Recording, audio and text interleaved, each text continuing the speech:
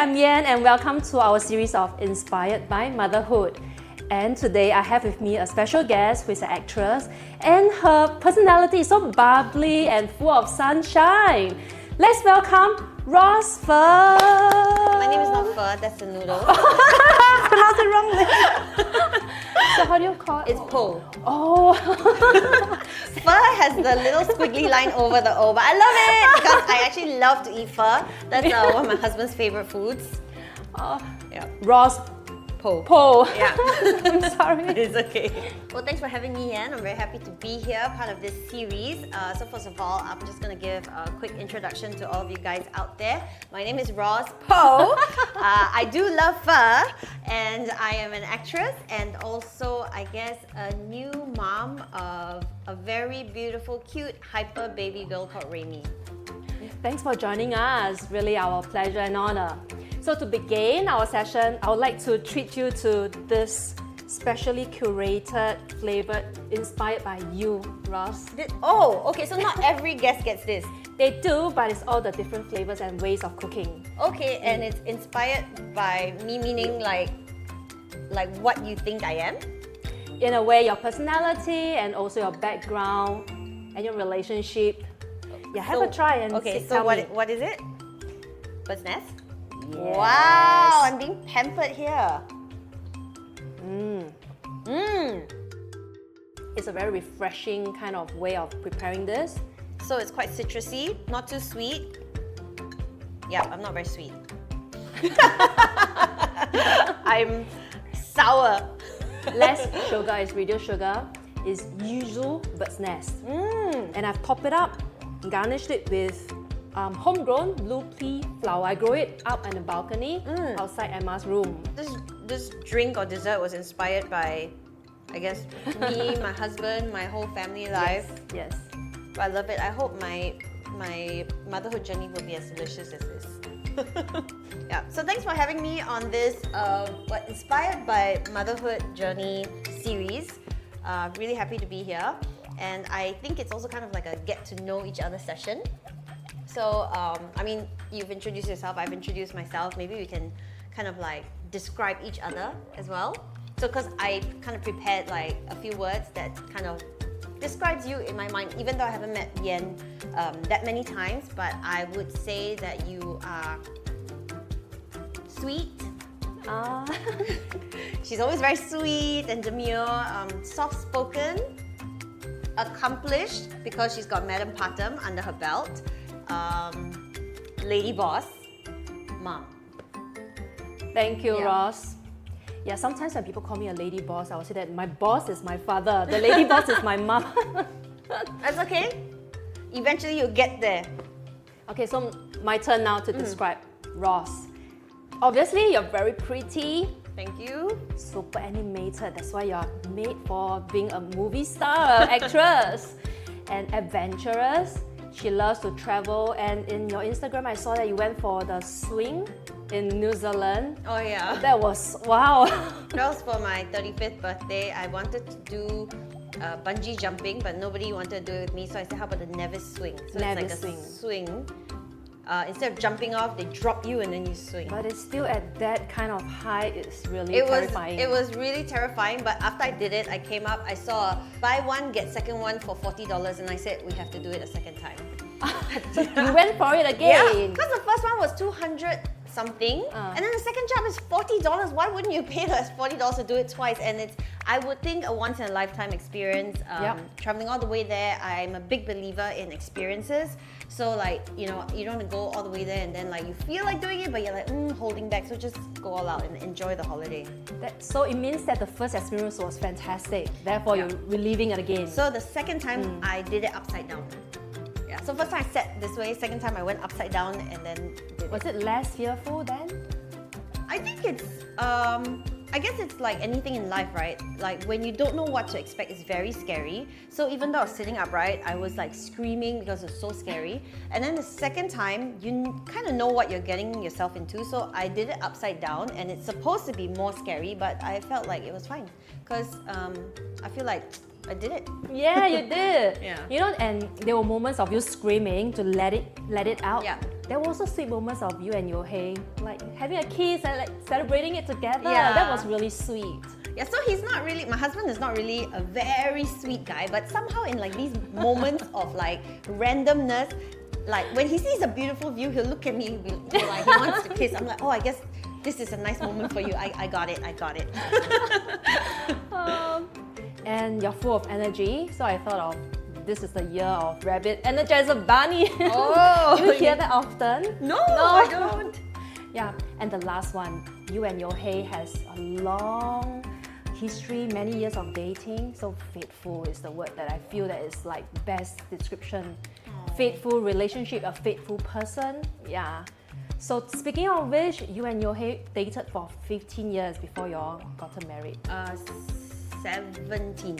17. 17. That was Yeah. amazing. Could you share like your love story? You guys met when you were 19.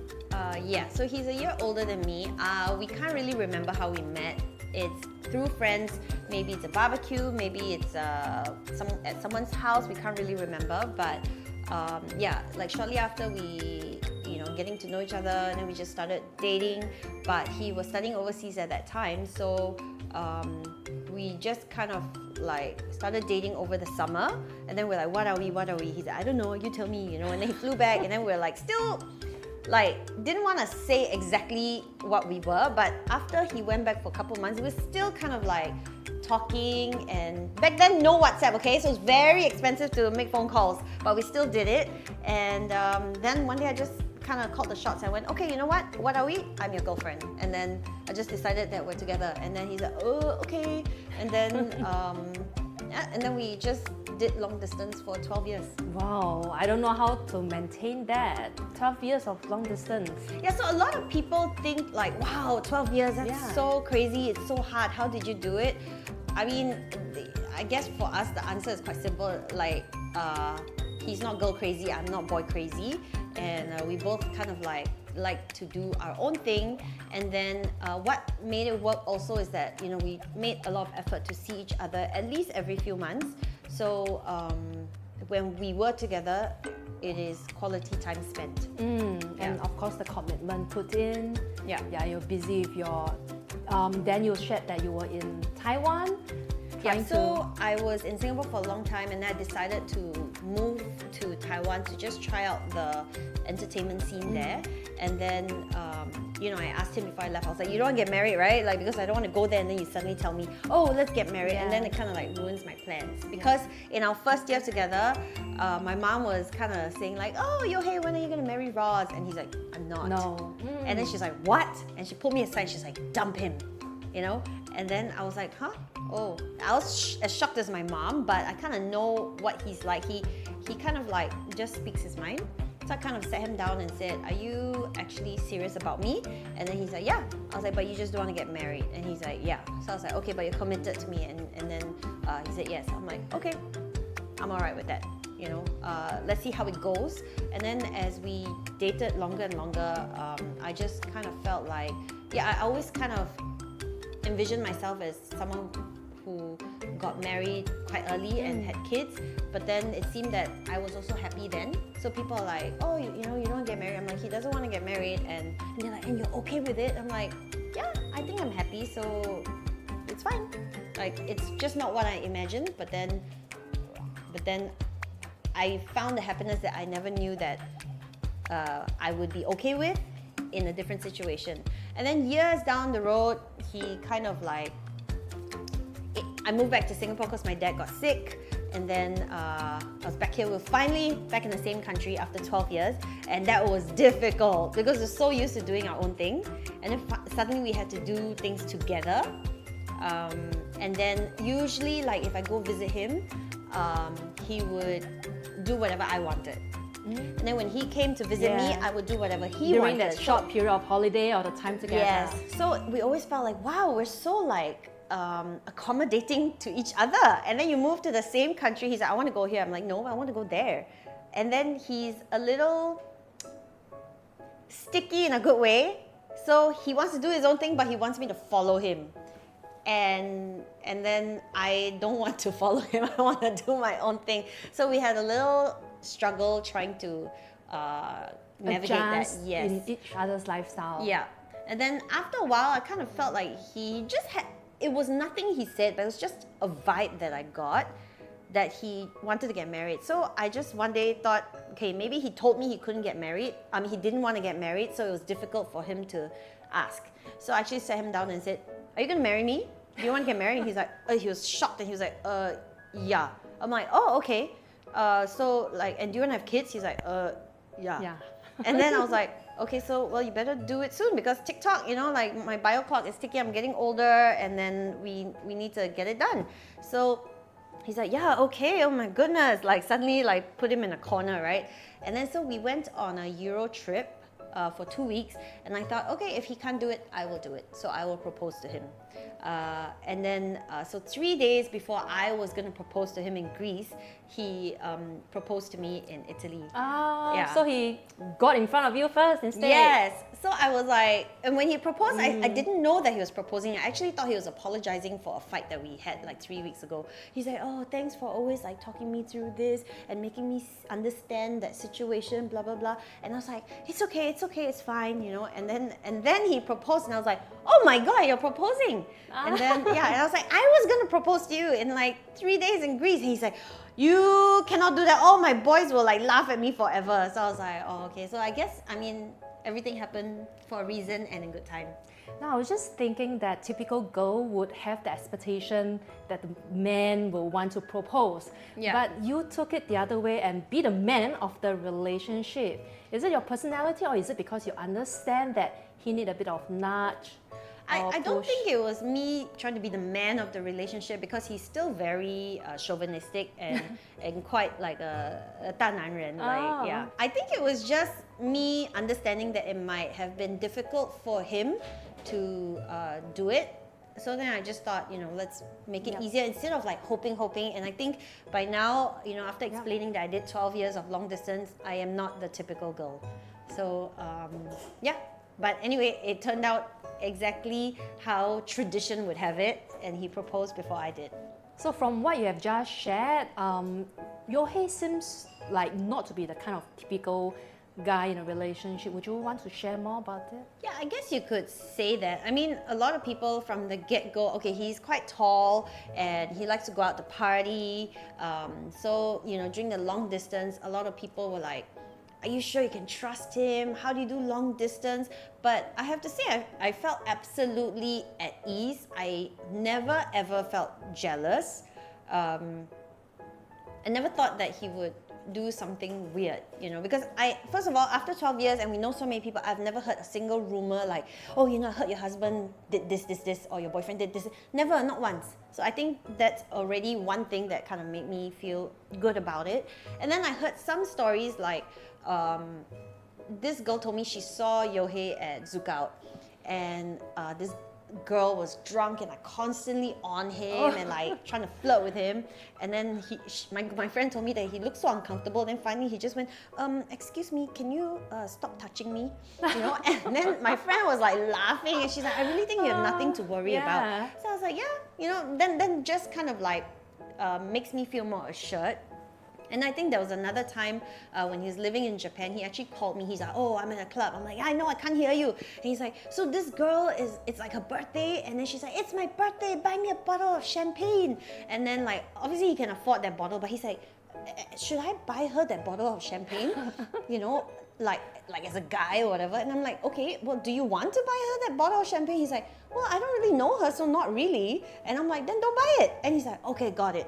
Then like he hung up. So I mean, for me it's like, if you, so then now if I see that he buys someone a bottle of champagne, like it wouldn't be like, oh, he's trying to impress the girl or whatever. I just feel like, oh, he just felt like buying that bottle. Like all the typical reasons that would make maybe a girl like worry, it doesn't worry me. So he's like doesn't go flirting around. He's from not a what I know, playboy kind okay? of. I mean, obviously things will happen that I don't know, but don't let me find out, okay? It's too late now, married already. So like, even when he goes clubbing, you know, he loves to go clubbing all the time, but he's not there to like, hey, party, get to know people and all that. Yes, he does talk to people, but there was once like nobody wanted to go clubbing with him because they all had a very big night the night before, and they're like, oh, you know, no 2 nights in a row. So he actually said, I'm gonna go clubbing again tonight. I'm like, okay, well, I'm done, you know. And then he's like, okay. Then I think he made some calls, couldn't find anyone to go with him, and he's like, can you go with me, please?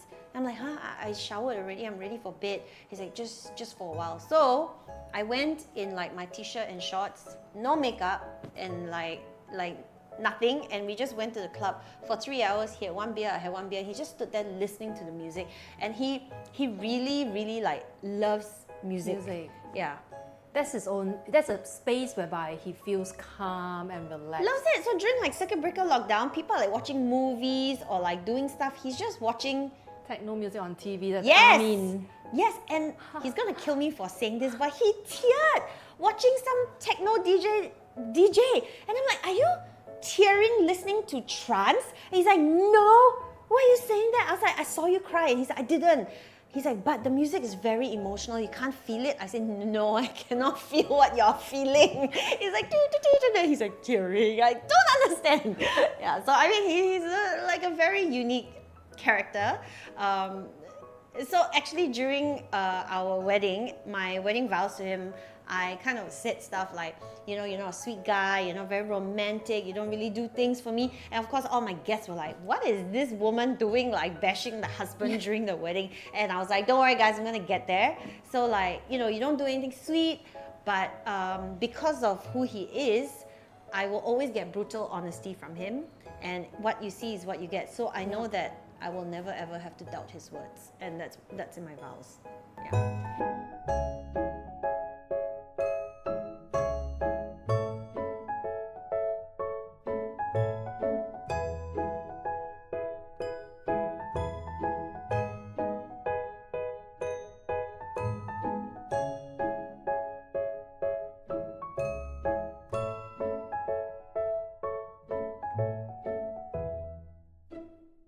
Okay, so previously you mentioned that he started off the relationship not wanting to get married, not wanting to have kids, and now transitioning to having Remy and becoming a father. How has it been?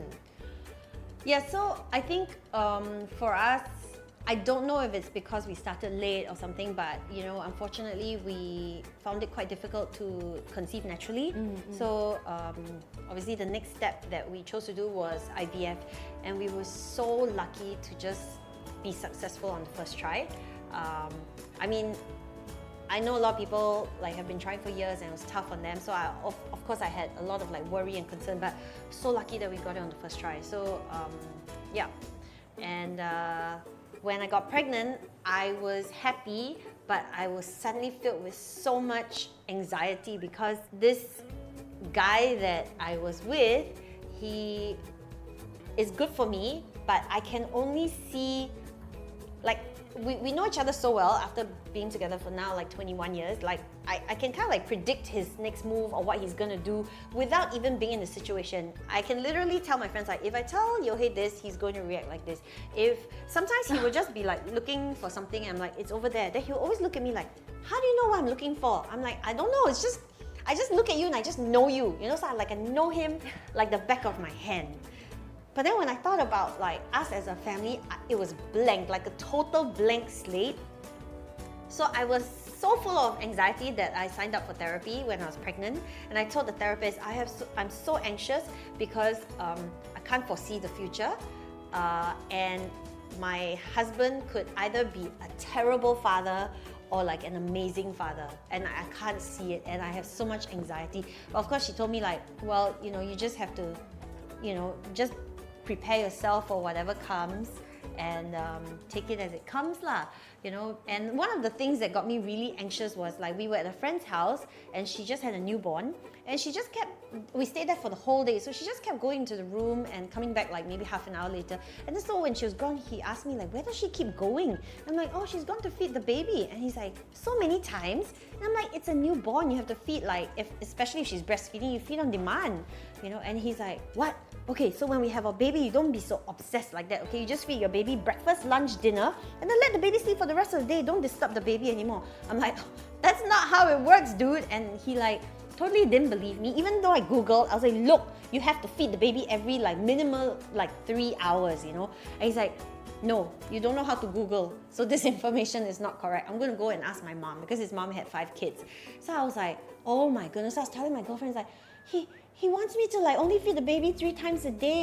And I told him the baby is gonna starve. He's like, the baby will not starve. Come on, you know? So I had so much anxiety because I'm like, oh, he has this certain way of doing things.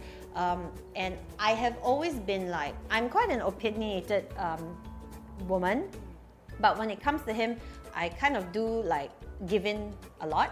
Just let it be, because it's not that important to me to like be right. But this one like have to feed the baby, right? You can't just need to feed the baby. Yeah. So I kind of like told him like, Yohei, when it comes to the baby, we're just gonna have to agree that I will always be right. And then he's like, what? No. I was like, no, really, please, you know. So I had so much anxiety. I had to go see a therapist. And then, 4 months in, I think he was like showing me that he kind of is Googling stuff, researching and learning about stuff so that I didn't have to. Then I felt a bit better. And then we decided to do like a last travel. Antenatal? Yeah, last travel before the baby popped. Yeah. So how has it been? I would say the beginning was pretty tough. We actually went without a confinement nanny because we were kind of afraid of like COVID. Before that, Singapore would require anyone coming in from like overseas, Malaysia, whatever, to quarantine for like 2 weeks. But then just before I was going to have the baby, they cancelled this quarantine rule and anybody can just come in and out. I was very like nervous that my newborn would get any like COVID or germs, right? So I was like, oh, I'm very like worried about the nanny. And then Yohei just went, well, then let's just cancel the nanny. And I'm like, what? And he's like, yeah, how hard can it be? How hard can it? I was like, Yohei, you don't know why. He's like, really, I think we can do it. I'm like, okay, then you have to help me, okay? And then he's like, yeah, okay. So wow, I would say the first night back from the hospital, the baby was just crying non-stop. Both of us, I think, slept a total of, 45 minutes the whole night, or like 1 hour, like just very little. As soon as we lay down, she woke up and cried. Changed the diaper, she was like pooing or peeing as we were changing. I don't know why we were like so unlucky. Changed swaddles 5 times, changed the bed sheet 3 times because she kept vomiting. So we were like totally like clueless, but I guess I have to say that at least he's the kind that never says die. So if you tell him cannot, he'll be like, why cannot? So he will just like keep figuring out things. So I mean, I guess that's what everyone kind of does, right? You can be as prepared as you want for motherhood, but like every baby is different. You never know what's going to be thrown your way. So you just have to figure it out along the way. And like for those of you who are moms to be, just want to let you know that it will be okay. Definitely, it's how we navigate our way around it, and when we are met with situations or issues, you work together with him. Yeah. As a partner. He's in it with you. Now the dynamics has changed. It's 3 of you all. Yeah. The trio. So I would think that, being anxious about him was not like the worst thing. I would say the hardest thing about motherhood is breastfeeding. Yeah. Definitely. I mean, you have 2 kids. Would you agree? Definitely. And I've got so many friends who struggle through breastfeeding regardless of how much information that they have learned before delivering. Yeah. The after is the real practical part. Yeah. Whereby it gets easier with practice, I'm sure. Yeah. You're still breastfeeding now, I'm right? still breastfeeding at 8.5 months, and every day I tell myself I want to stop, but then I still push you. And I think that's what the hard thing is about breastfeeding, is that you have a choice to stop, but then you feel like bad, right? So you just like keep going, although there's nothing wrong with formula. So it's the hardest thing is there is a choice. Like when you're pregnant and you go through morning sickness and aches and this and that, swollen feet and tiredness, fatigue, you have no choice but to be pregnant. There's nothing you can do, so you just go through. But for breastfeeding, you go through all the hardships of like pain or like engorgement, not enough like milk or oversupply, all these problems, and then it's kind of like you have a choice to switch to formula, right? So I would say that's the hard thing, like to just stick to your guns and try to push on. I would say. I think let's think it the other perspective. Your choice is because you want to provide your baby, Remy, with more antibodies. Yes. So I mean, obviously from the outside, I'm doing it for the baby, but Yeah. inside it's like for me, I'm like thinking about myself. Oh, my boobs! Everything hurts. Why am I doing this? Yeah, but it is for the baby. And it's definitely more convenient. You travel with her over to Florida, right, to Yes. find your mother, and Yeah. it was very convenient that you can just breastfeed her on the flight and it helps. Yeah. So as and when, so I mean, already as a traveling parent, you have to bring so many things for the Yes, child. yes. It's just a lot easier. I mean, I still brought my pumps just in case, because on the way to the US, she didn't want to breastfeed. So, and I didn't bring my pump, so I had to just squeeze my milk into the sink and bye bye. You know, because I didn't even bring a bottle for her. So, but other than that, yes, it is more convenient traveling with the baby while breastfeeding. But also, I feel like what's keeping me breastfeeding is also, I guess, mom guilt, because that's actually a story I want to share with you. I am quite like a go with the flow kind of like person, and you know, like take whatever comes. I won't actually feel bad about anything. I'm not easily embarrassed, this and that. Like whatever life throws at me, come, let's deal with it.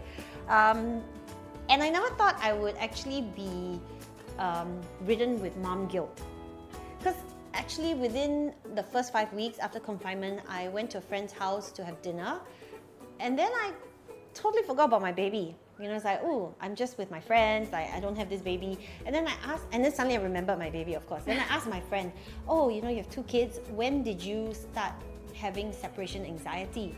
And she's like, from day 1, I want to be with my baby all the time. I was wondering, like, how come I don't have that? Like, I don't have that feeling like I'm like so obsessed with my baby. I'm not overwhelmed with love for the baby. I love her, but not overwhelmed. And actually, one of my girlfriends told me like, oh, did you feel pretty happy and fulfilled before you had a baby? And I was like, yeah, I think so. And she's like, well, then that's why when your baby comes along, you're also still like happy. So you don't feel like such a big surge in like your happiness levels. I was like, oh, okay, that's true. And then I do spend a lot of time with my baby, but I also feel like it's important to have time for myself. And I kind of like do that in ways like, you know, just hanging out with like my friends, or like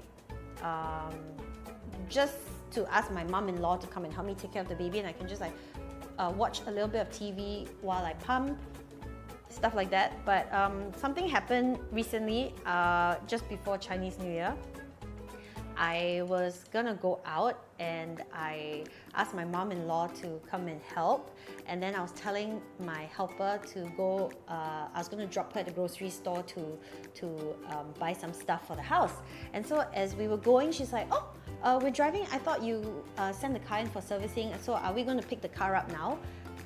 And then I just told her, no, I actually have to go pick up some stuff from friends and like got errands to do. But actually all I wanted to do that day was to go for a pedicure. I don't know why I lied to my helper. I was like so shocked. The lie just came out like that, you know. So I thought I had no mom guilt, but I guess I had mom guilt, you know. And even when I asked my mom-in-law to like come and help me just watch the baby, I'll be like, oh, I have to pump, and then I'm going to pump in the room, but actually I just want to watch Netflix while I pump.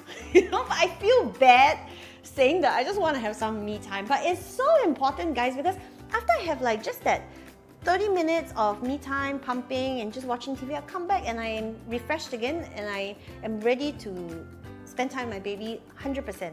Yes, so mom's guilt is real. I suffer from that every day almost. Even now? Yeah, I do. When I spend too much time in my office or at work, they will start to tell me that, you know, you should like talk to me more, you should have some time. So I don't think that you should feel guilty, because well, all they want is a happy mother. So your top happiness is you. You should put yourself in your priority. Yes, I 100% believe that if I'm happy, I can be the best mom I can be for my baby. Yes, and it's impossible that you are spending 24 hours a day with them. You should have your time to do your things as well. And besides that, I think that you are really spending a lot of time alone with Remy, taking care of her already. Yeah. So actually the day, I think it was 4 months, I think my mom was like holding her, and then I walked past, and then my baby reached out for me, and usually you'll be like, oh, because it's the first time the baby did that. But when she reached out for me, I was like, oh no. I actually went, oh no, she's always gonna want me. Yeah. So right now, like, my husband is like trying so hard to like make eye contact with the baby, you know, because there was once he carried her and she's crying, and then I'm just like, okay, pass her to me, she wants me. And he's like, you don't know that? And I'm like, I actually do. She's literally reaching out for me. He's like, no, then he refused to pass the baby to me. And I said, just come. So I took the baby, and then Remy just stopped crying immediately, and he just like stared at me, stared at the baby, and then looked at her and went, that's very hurtful. And then he walked away. I was like, Yo-Hei, she's just a baby, okay? So he's like, that's very, very hurtful. So cute. How is Yo-Hei with Remy now? I mean, that was when she was 4 months now. The first 3 months, I believe that a lot of couples go through this. Like, you know, I'm not gonna lie, it was a struggle trying to navigate, trying to be parents. The whole dynamic shifted, right? Because we were boyfriend, girlfriend. From that to husband and wife, not much difference because we were together for so long. But like shifting into parenthood, suddenly I had a lot of expectations of him. And I think on the second day or third day or something, I remember him sitting on the bed, and I was like kind of putting the baby to sleep. He just sat up and looked at me. He went, I have to be your number one, okay? You are my number one, so I have to be your number one. And I was just like, okay, like third day only you're feeling like that you are being pushed behind. I mean, that's not my intention. Then I kind of felt like, okay, I think a lot of husbands feel that they're suddenly in second place, you know? They do. So I struggle also to make time to go out with him for like date night. Sometimes I just want to stay home, not because I'm stuck to my baby, but I also just want to rest.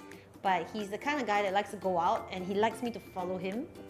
So, like for example, actually in confinement, he was like, oh, Top Gun is showing, we need to go watch it, it's the last day, you know, and then I want to go watch it IMAX. I'm like, I'm still in confinement. And he was like, but I'm afraid it'll like stop showing. So I actually went with him, and we went to watch IMAX. And then when we got there, I was like, we're not even sitting together. He's like, yeah, I couldn't get seats side by side. So, my God. so you know, but he wants good seats. So he won't compromise by getting shitty seats and sitting together. He wanted good seats, so we sat separately. And I was just thinking, watching the show, I was like, why am I here? You know, but he wants to go watch together.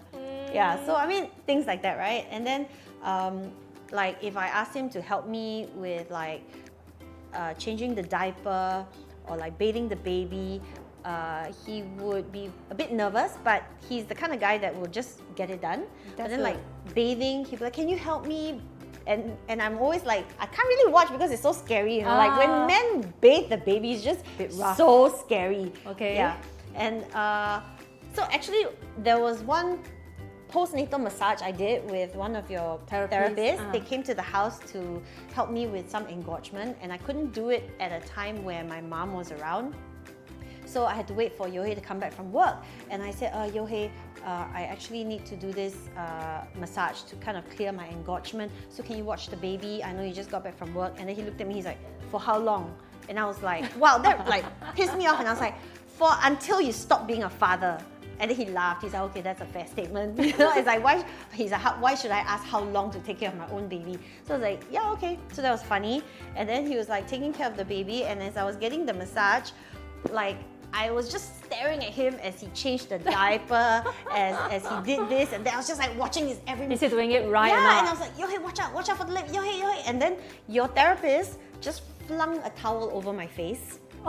She just covered my face, and she says, don't worry, no matter what, they will never do it the way you want it to be done, but it'll be okay. So I just laughed under the towel. I was like, okay, you are right, you are right. She's like, oh, the moms feel this way. The husband will never do it like as well as you, but it'll be okay. Don't worry. I was like, okay, okay. And then I just heard the voice, yeah, don't worry, Ross. Yeah, that's true. I mean, as long as you get things done, there's different ways to go about doing that. And I think for us, we have that maternal instinct. I mean, I helped out with my brother's kids, and like I also babysat when I was in Taiwan. So, you know, the exposure to babies and taking care of babies has been like happening since I was quite young. But for Yo-Hei, he has never held a baby in his life. So, I mean, it's quite expected that he'll be quite scared, terrified. But now he's super hands-on already. My girlfriends tell me that their husbands have never changed a diaper, but Yo-Hei has changed, I don't know, easily like, okay, I don't want to say hundreds, but maybe 50, at least 50 diapers. Bathing her is kind of like his thing. Routine already. Yeah. His duty. Yeah. So and then he likes to take her out. So he is also constantly trying to make her stand way before she should, because this guy wants to take her snowboarding. Yeah, like, the very upcoming soon. holiday. Yeah. So I don't think it's gonna happen, but let's see. Maybe my baby will be able to snowboard at 9 months. Who knows? Ross, share with us what inspires you in your motherhood journey. I don't know if like I can call it an inspiration, but I think I try to live by this motto, in life, is that I try to live my life as authentically as possible, to be present, I know it's such a cliche thing to say, but like to really live every moment as if it's your last, because you just never know how short or long this life is going to be. So, like if I'm with you, I want to be present. If I'm with my baby, I want to be present. I want to remember every moment. I want to remember every breeze that like runs over my skin. I just want to on the day I go, be able to say I was happy. That's it. I'm not a very driven person. I don't need to make a lot of money. I don't need to hit all these milestones and be super successful or whatever. I just want to on the day I die, be like, I was happy. That's it. Yeah, being authentic, real is very important, because then you'll be at peace with yourself. You don't need to put out an image to be someone whom you're not, and by enjoying the moment. Yeah, just live with no regrets, I guess.